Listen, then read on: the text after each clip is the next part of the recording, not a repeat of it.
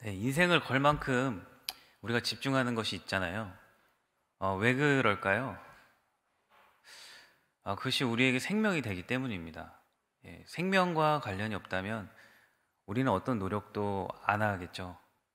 왜 직장 생활을 하고 또 우리가 사업을 꾸려갑니까?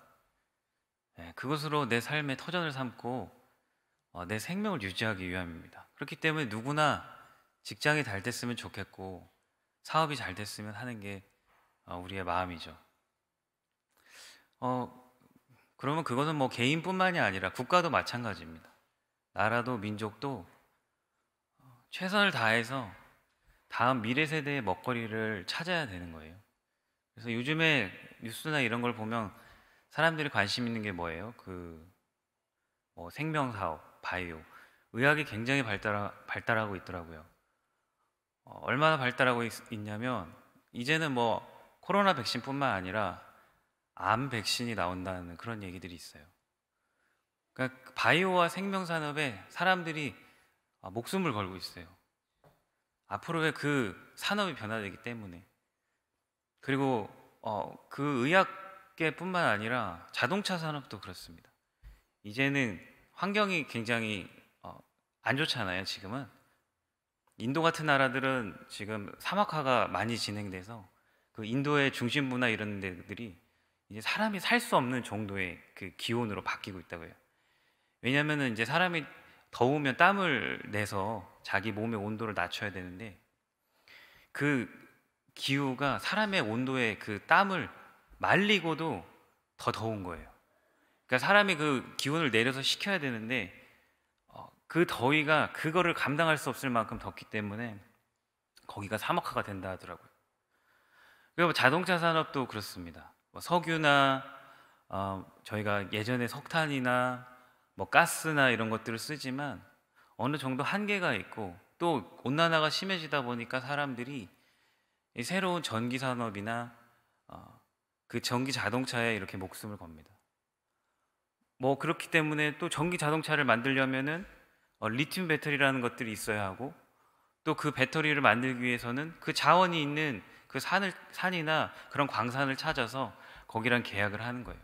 그럼 그런 회사들은 지금 이 젊은 세대들에게 있어서 굉장히 이제 주목을 받게 되는 거죠. 왜 그렇습니까, 여러분? 왜 그 좋은 것들을 자꾸 찾아 나갑니까? 우리 생명이 달려 있기 때문이에요. 미래에 대한 생명이 달려 있기 때문에.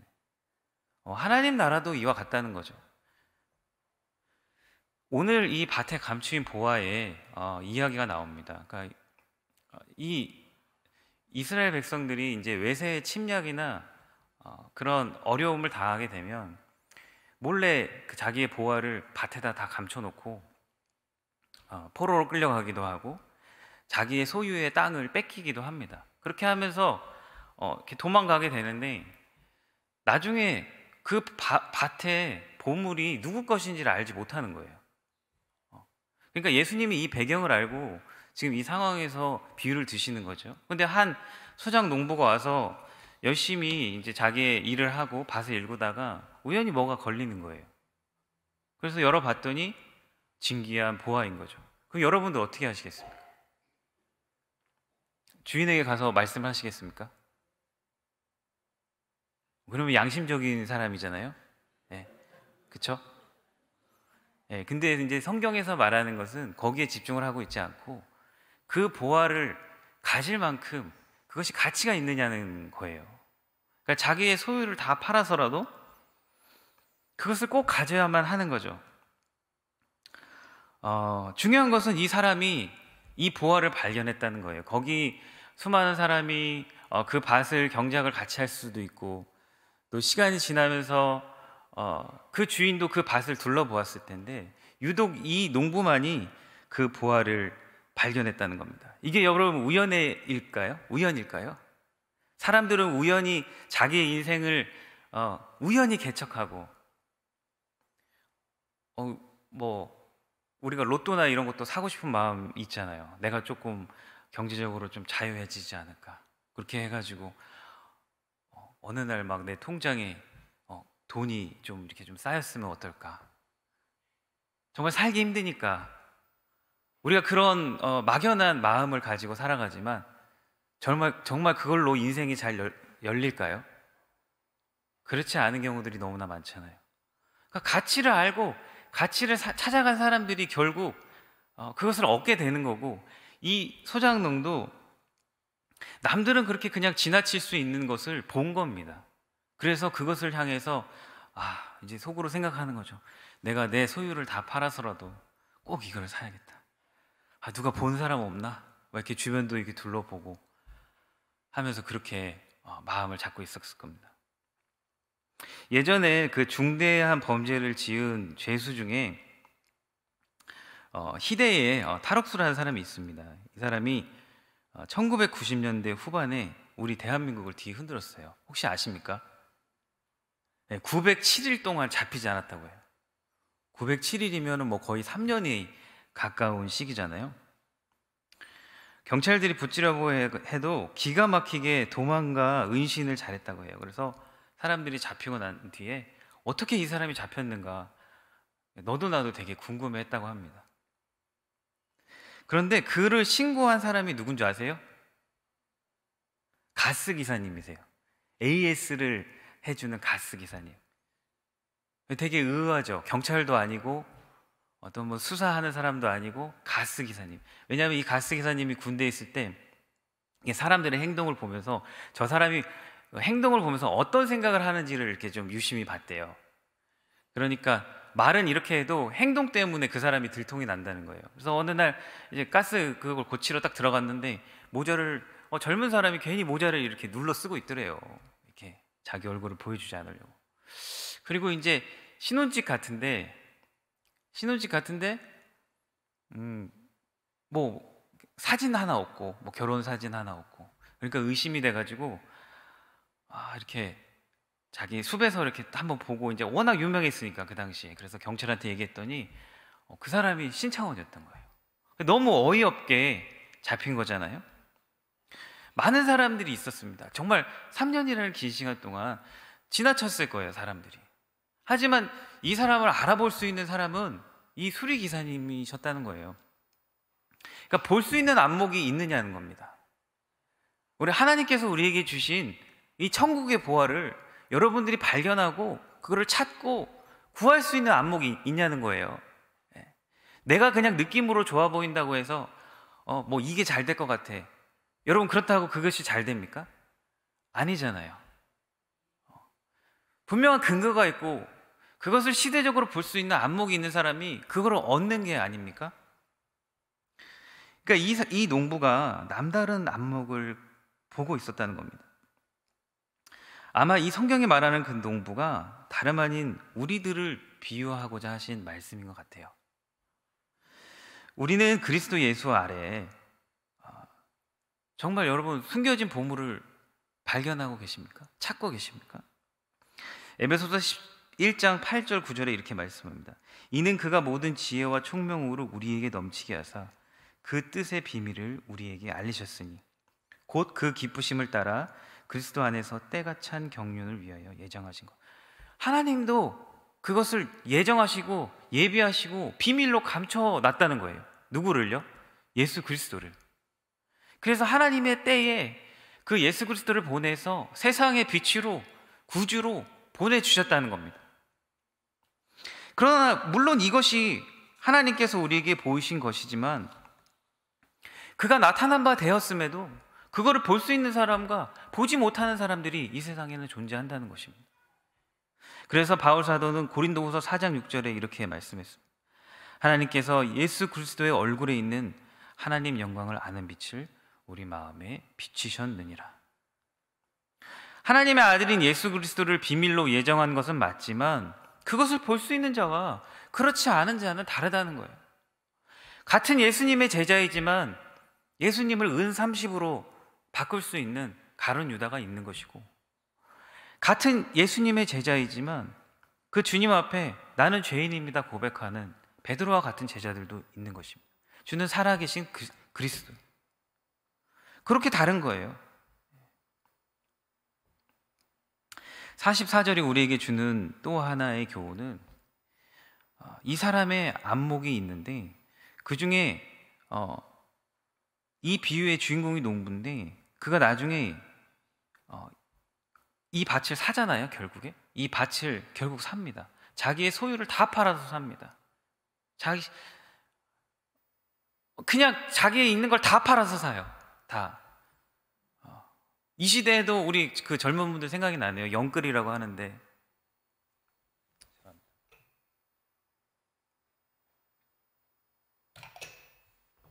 부동산 문제 심각하잖아요.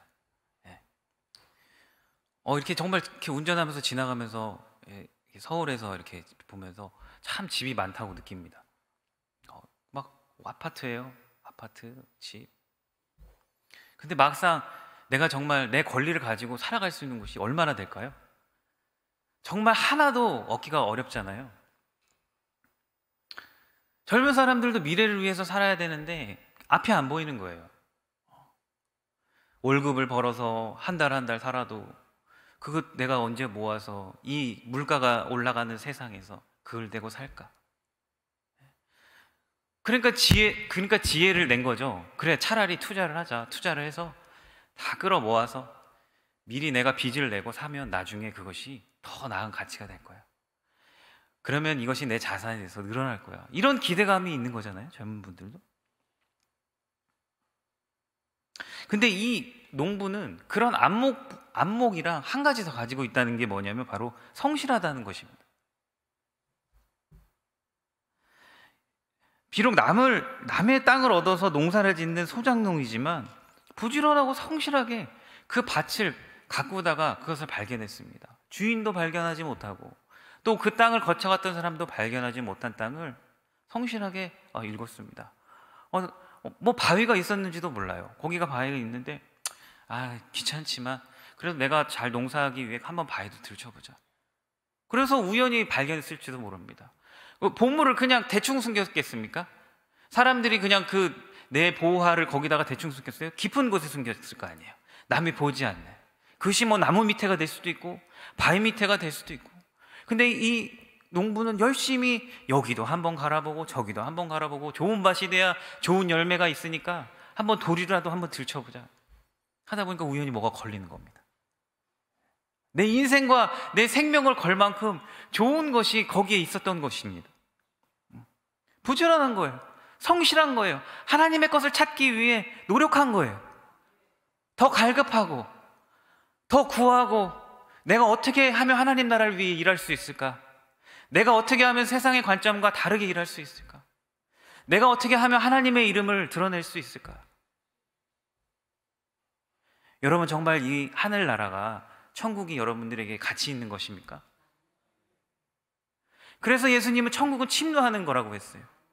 남의 것을 들어가서 도둑이 마치 다른 사람의 것을 강탈하듯이 우리가 천국의 욕심을 내고 우리가 천국의 것을 얻어내고 천국의 것을 취하라고 예수님께서 말씀을 하셨습니다. 인생이 이제 나이도 그렇지 않습니까? 우리가 물론 지금은 정말 오래 살 것 같은 거예요. 막 외국의 암을 치료하는 기계들이 한 대가 이렇게 우리나라에 들어왔다 그래요. 그러면 20% 30% 살 수 있는 사람들이 뭐 한 60, 70% 확률로 막 늘어난다고 그래요. 지금 우리가 겪고 있는 좀 어려운 질병 중에 하나가 암이잖아요. 그리고 그 확률이 막 늘어나요. 그러면은 이제 평균 연령도 늘어날 수도 있겠죠. 그렇죠? 약도 그렇습니다. 항암이나 이런 약품을 연구를 해서 만들 때 기존의 약들이 몸에 맞아도 약을 맞아도 듣질 않는다 그래요. 그러니까 어떤 사람은 이 약이 맞기도 하고 어떤 사람은 이 약이 맞지도 않는데 의학이 발달하다 보니까 그것을 사람마다 분류해가지고 뭐 단백질 반응이나 이런 걸 다 계산을 해서 더 디테일한 약들이 나오고 있어요. 약이 들어야 약인 거잖아요. 아무리 맞고 내 몸을 내 일반 세포들까지 그렇게 약하게 하면서 약이 될 수는 없잖아요.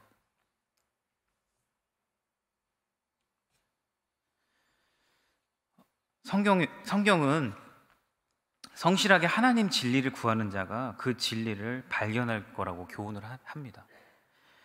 잠언 2장 4절에 보면 은을 구하는 것 같이 구하며 감추인 보배를 찾는 것 같이 그것을 찾으면 여호와 경외하기를 깨달으며 하나님을 알게 된다고 말씀했습니다. 그냥 우리가 세상의 것에 살면 세상의 지혜를 얻고 세상에 구하는 것들을 우리가 물론 통찰하고 물론 그런 것도 우리에게 많은 기쁨이 되고 행복이 되지만, 그러나 하나님에 대해서도 우리가 구하고 찾으라고 성경은 말씀하고 있는 거예요. 은을 구하는 것 같이 구하며. 여러분, 은을 얼마나 열심히 구합니까? 여러분, 은이 지금 우리 여기 앞에 있다고 해봅시다. 1kg의 은이 여기 우리 눈앞에 있다면 우리 성도님들은 다 좋으셔서, 마음이 좋으셔서 주님을 더 사랑하시기 때문에 그 자리에 앉아 계실 것입니다. 예, 로마의 나라도 그랬어요. 로마인들이 은을 구하기 위해서 사실 전쟁을 했어요. 그 시대의 화폐였기 때문에. 로마 사람들은 굉장히 합리적인 사람들이어서 전쟁을 통해서 자기가 전리품을 얻고 자기 생명을 얻기 위해서 그렇게 정복을 했어요. 은을 구하기 위해서. 그 시대가 그렇게 흘러가잖아요. 은을 구하러. 감추인 보배를 찾는 것 같이.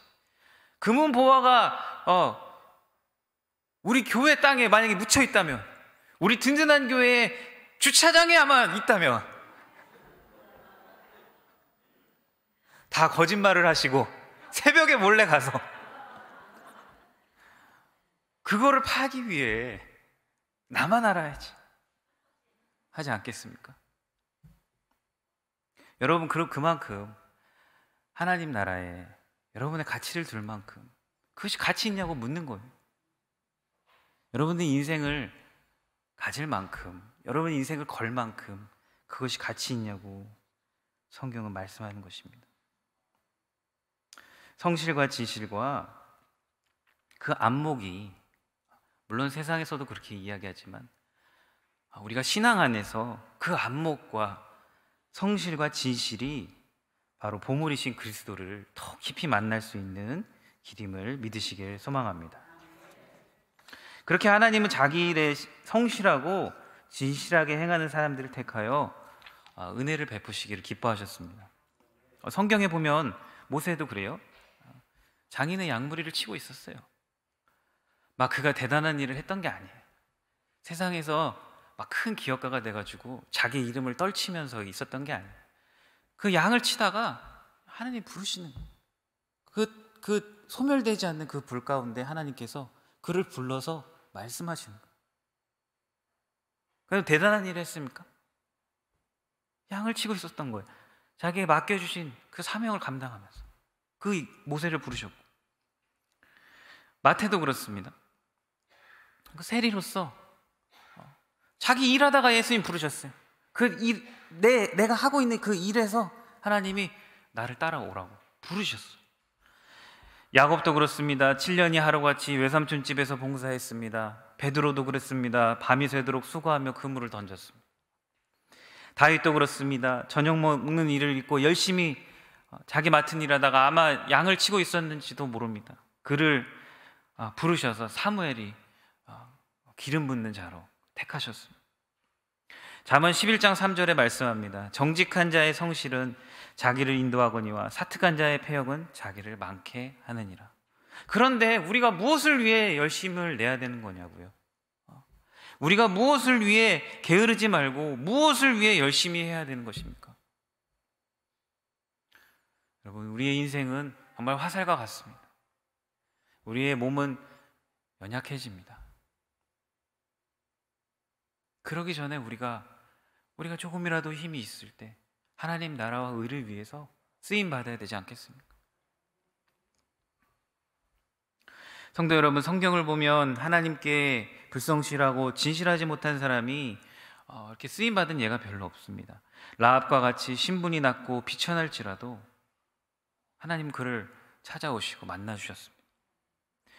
반대로 하나님이 사랑하시고 믿음의 계보에 오른 삼손이지만 능력이 뛰어나고 강한 용사였음에도 하나님 앞에 버림받으면 그 앞에 깜깜해지는 것이 우리 인생인 것입니다. 44절을 다시 보겠습니다. 이 농부는 보화를 발견한 후 아주 지혜롭게 행했습니다. 법적으로 그 보화를 자기 것으로 만들려면 그 밭 임자가 되어야 합니다. 그렇지 않으면 아무리 자신이 발견한 보화일지라도 밭주인이 이 사실을 알고 소송을 걸어오면 빼앗기게 되기 때문입니다. 오히려 자기가 보물을 훔친 자가 되기 쉽습니다.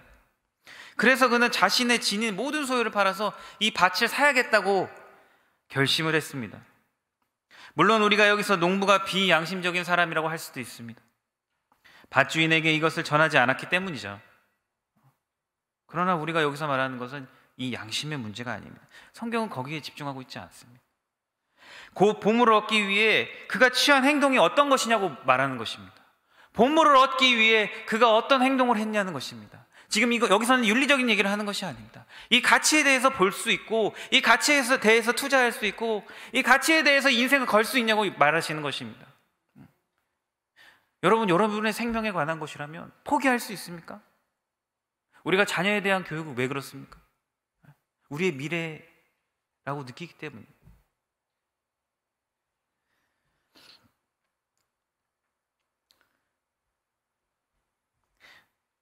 하여튼 농부가 보물을 얻기 위해 자기 소유를 팔았다는 사실이 오늘 우리에게는 귀한 영적 진리를 가르쳐 주는 것입니다. 그것은 우리가 예수 그리스도를 믿고 그분을 통해 영생과 천국을 침노하기까지 우리 삶의 진이 희생과 각오도 뒤따라야 한다는 것입니다. 어떤 선교사님은 그러시더라고요. 자기의 목표가 외국에 나가 있는 그 선교사님들이 못 돌아오게 하는 거래요. 어렵잖아요.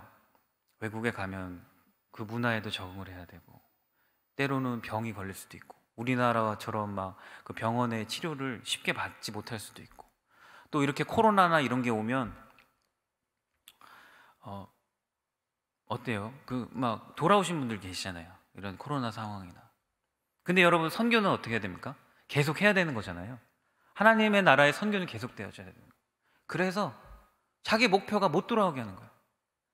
그러면 어떻게 괴롭혀서 못 돌아오게 하는 게 아니고, 그러면 한국에서 막아서 못 돌아오는 게 아니고, 거기서 어떻게든 그분이 뿌리를 내리고 살 수 있게 도와주고 싶다는 거예요. 자기가 일평생 공부한 지식과 그 지혜를 거기다 쏟아내는 거예요. 제가 그래서 공부했습니다. 제가 그래서 그 나라의 정책이 어떠하고 그 나라가 어떤 방향으로 가는지 내가 공부해서 그 선교사님들한테 가르쳐 주고 싶습니다. 그래서 거기서 복음을 뿌리를 내리라고. 힘들다고 돌아오고 지친다고 돌아오고 하나님의 일을 하다가 못하겠다고 돌아오는 게 아니라 끝까지 그 일을 완수할 수 있도록 내가 내 열심과 열정을 다해 그렇게 하나님의 일을 할 수 있도록 자기 인생을 드린다는 거예요. 그래서 와, 진짜 대단하다. 어떻게 그렇게 살 수 있을까? 주님은 누가복음 14장 33절에 이렇게 말씀하셨습니다.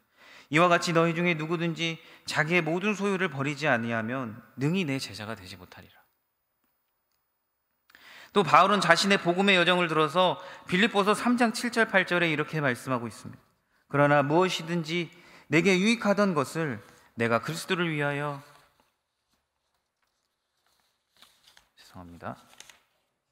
다 해로 여길 뿐더러 또 모든 것을 해로 여김은 내 주 그리스도 예수를 아는 지식이 가장 고상함이라. 내가 그를 위하여 모든 것을 잃어버리고 배설물로 여김은 그리스도를 얻고라고 고백하였습니다. 예, 고민하니까 안 되더라고요. 내가 무엇을 먹고 무엇을 마시고 살까 고민하니까 안 되더라고요. 이방인이 구하는 거를 나도 구하려고 하니까 안 되더라고요. 하나님 나라를 위해서 살아가는 게. 어떡하지? 5년 후엔 어떡하지? 10년 후엔 어떡하지? 나는 뒤처지는 게 아니야. 아, 그래, 지금 이렇게 모아가서 내가 이렇게 하면 노후는 해결이 되겠네. 아, 노후 해결하기도 어렵겠다. 진짜 어렵다. 내가 세상에 먹고 마실 거를 고민하니까요, 굳이 하나님 나라에 관심 없어요. 이기적으로 살면 되고, 내가 살고 싶은 대로, 나도 공부나 좀 해볼까? 나도 어떻게 좀 세상에서 유명한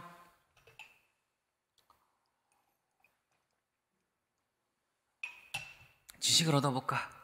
노력을 해볼까? 그것도 보아죠. 인생의 보아. 내가 생각하는 보아. 나를 안락하게 하는 보아. 그러나 하나님은 걱정하지 말라 하셨잖아요. 먼저 그 나라와 의를 구하라. 그리하면 이 모든 걸 너희에게 더하시리라. 이방인들이 구하는 것이라. 너희가 걱정하는 거, 무엇을 먹을까 마실까, 너희에게 필요한 걸 하나님 아신다. 하늘에 나는 새를 봐라. 너희들이 무슨 수고를 하냐? 내가 필요한 건 먹인다. 길에 들풀을 봐라. 너희들이 입혔냐? 내가 그거 다 코팅했다. 그 풀이 상하지 말라고 내가 그 위에 뭐 어떤 생물학적인 건지 모르지만 내가 다 코팅했다. 들의 백합화를 봐라. 얼마나 아름답지 않냐? 너희가 무엇을 했냐? 솔로몬의 영광이 이보다 나을 수도 있다. 그래서 로마의 총독이, 그 빌라도가 그 진리이신 예수님을 앞에 두고서 이런 질문을 합니다. 진리이신 예수님을 앞에 두고 진리가 무엇이냐? 정치에 안경을 벗기가 힘든 거야. 양심에 두드림이 있는데 세상으로 오는 그 두려움 때문에 그냥 그렇게밖에 질문을 못하는 거예요. 당신이 진리라고 말을 못하는 거예요. 그럼 진리가 무엇이냐? 그도 로마의 빌라도도 유대의 왕으로 오신 예수님의 소문을 알고 있었습니다. 어떤 면에서는 세상의 권위와 다른 권위가 예수께 있다는 것을 그가 몰랐겠습니까? 그 예수 그리스도에 대한 소문이 그 유대 땅과 사마리아에 쫙 퍼졌을 거예요. 로마의 정치인들, 그 당시 그 시대를 잡고 있는 정치인들이 그것을 몰랐을까요? 그들도 분명히 알았을 겁니다. 근데 말을 못해요. 더욱이 그의 아내가 말합니다. 여보, 꿈자리가 사나워요. 내가 지난밤 꿈을 꿨는데 그 사람 보통 사람 아닌 것 같아요. 그 사람한테 함부로 하지 마요. 그냥 당신은 그냥 말하지 마요. 아, 왜 그래? 아, 그래, 맞아. 당신이 꿈 꿨을 때 좀 무슨 일이 일어나더라. 지난번에 막 내가 말을 타고 마차를 타고 가는데 갑자기 교통사고가 났어. 가는데 뭐 부딪혔어. 아, 당신이 지난밤 꿈이 예사롭지 않나 보네. 아, 그래. 예수 앞에 그런 용기를 낼 만한 그 인생의 마음에, 내 삶에 도전이 있느냐 말입니다. 만일 초대교회 같은 핍박을 받는 시대가 우리에게 닥친다고도 생각해 볼게요. 그리스도를 구주로 고백하고 믿는 사람과 가족도, 생명도, 재산도, 꿈도, 희망도 예수를 믿는 것 때문에 뺏긴다고 한번 생각해 봅시다. 그때 우리가 주님을 믿는다고 고백하기가 쉽겠습니까? 여러분, 예수님 믿는 것 때문에 지금 감옥에 가고 예수님 믿는 것 때문에 박해를 받고 고난을 받을 때 그것을 결단하는 게 쉬울까요? 그렇지 않습니다. 정말 어려운 일이에요. 그러면은 지금의 시대도 그때와 비해서 쉽다고 말할 수 있을까요? 어떤 부분은 그럴 것입니다. 정말 우린 좋은 환경에서 예배를 드리고 있잖아요. 하지만 이 시대에 가지고 있는 풍요로운 물질과 안락과 또 우리에게 정말 빠르게 다가오는 그 기쁨을 얻는 이 시대가 정말 우리가 이 시대에 그리스도가 우리에게 필요한 것인가? 예수님이 대신할 수 있는, 세상에서 주는 이렇게 기쁨이 많은 시대에 대신할 수 있는 것이 이렇게 많은데 정말 그리스도가 필요한지 묻는 시대가 오는 것입니다. 왜 우리가 성경에 바울이 자기를 쳐서 복종한다고 했습니까? 세상을 향하여 우리가 자기를 스스로 치지 않으면 세상을 향해 우리가 복종할 수 없어요. 하나님이 돈과 재물을 같이 섬길 수 없다고 하셨잖아요. 우리의 마음이 있는 곳에 우리가 그걸 할 수 없어요. 우리가 스스로 그렇게 복종하는 거예요. 그렇기 때문에 하나님의 일을 하는 사람들도 많은, 정말 그런 분들도 자신의 세상을, 자기의 제국을 만들고 세상을 만들기 위해 나아갈 수 있어요. 하지만 그렇지 않는 거예요. 하나님의 뜻을 위해서 자기의 뜻을 복종시키는 거예요. 그러면서 어떻게 하면 내가 하나님의 뜻을 따라갈 수 있을까? 어떻게 하면 세상에 선한 영향력을 나타낼 수 있을까? 어떻게 하는 것이 주님 앞에 주님의 이름의 영광을 돌리는 것일까? 고민하면서 자기를 치며 복종하는 것입니다.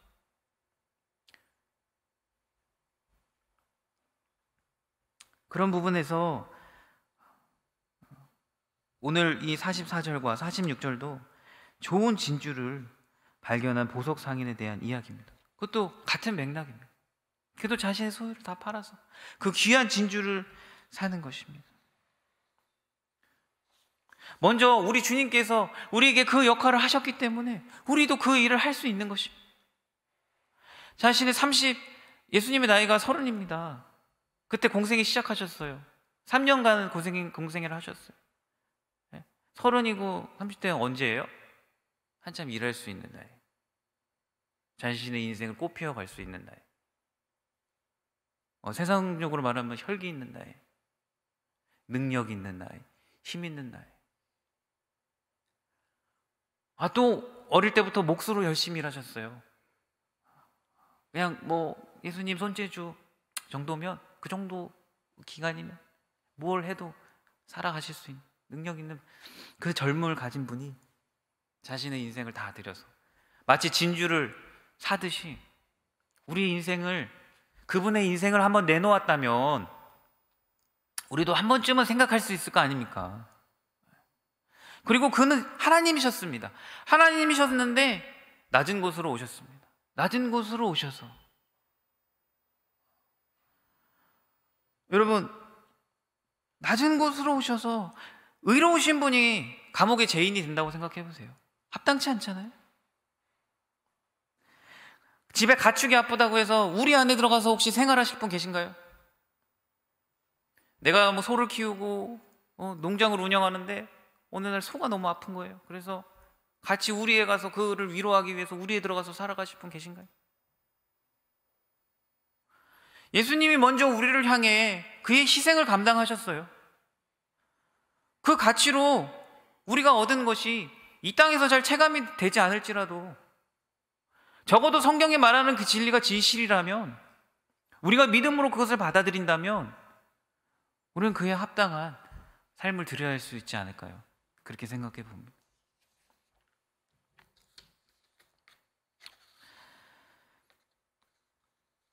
밭에 감추인 보화와 값진 진주를 구하는 이 장사의 비유는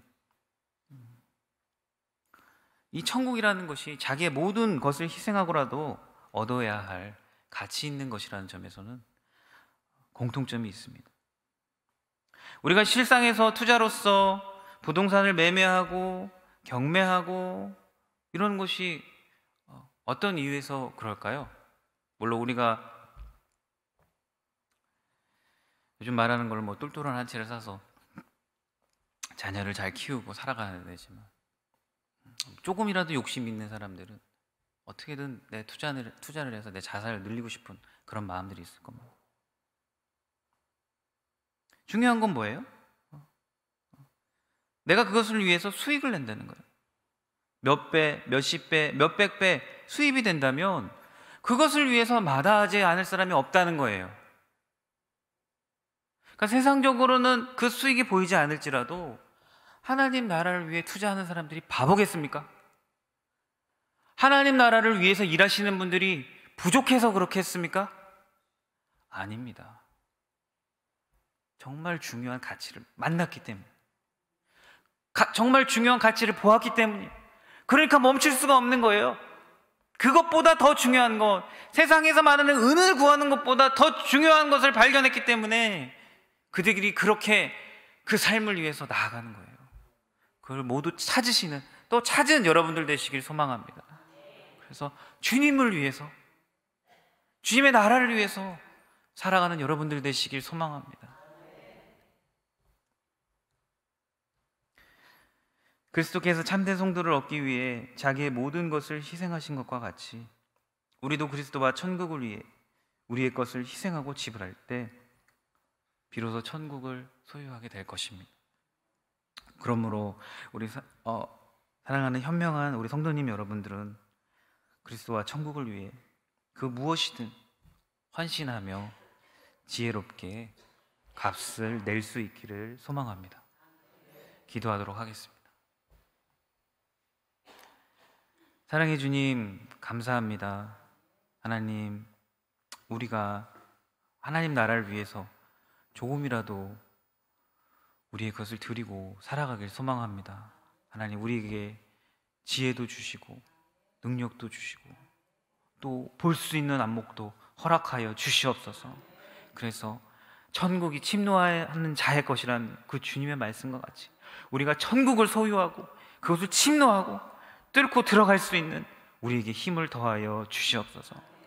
성령 하나님, 우리의 삶을 늘 주장하여 주시고 우리의 기쁨이 주님의 기쁨이 되게 해주시고 우리 안에 주시는 주님의 사랑이 우리 안에 사랑이 되게 해주셔서 하나님 나라가 날로 날로 이 시대와 이 세대와 또 이 나라와 민족 가운데 세계 가운데 선포될 수 있도록 뻗어나갈 수 있도록 은혜 내려 주시옵소서.